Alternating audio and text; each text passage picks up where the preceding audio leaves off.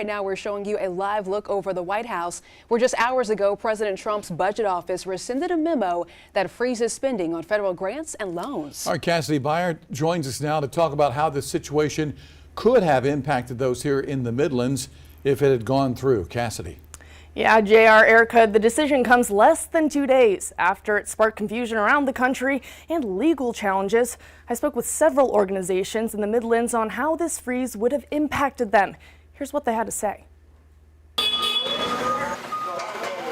We are here to feed our neighbors regardless of political sway, who you voted for. We have hungry people in our state.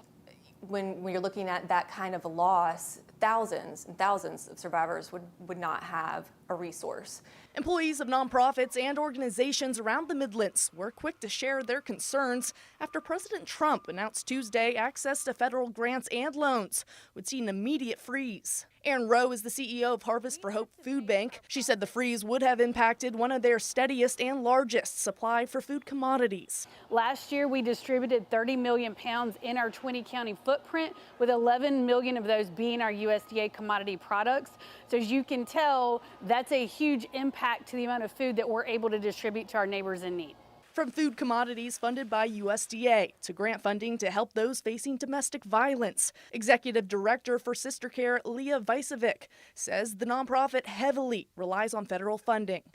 61 out of 70 of our employees are either partially or fully funded on these federal grants. Vicevic added while thousands would lose life-saving resources, the funding they currently receive is still not enough to meet the demand of those seeking help from Sister Care. We need more funding to be able to best serve our community. And so this freeze has very scary implications when looking at Sister Care in our future.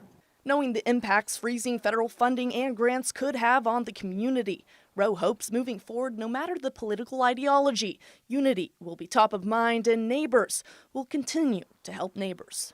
We commit to doing that right here at Harvest Hope Food Bank in our 20-county footprint. So we are committing that we will feed our neighbors in South Carolina, regardless. Yeah, and the White House Office of Management and Budget did confirm after sending the memo stopping the potential federal freeze, the orders targeting federal spending in areas like diversity, equity, and inclusion and climate change will remain in place. Reporting in studio, Cassidy Byer, News 19 WLTX.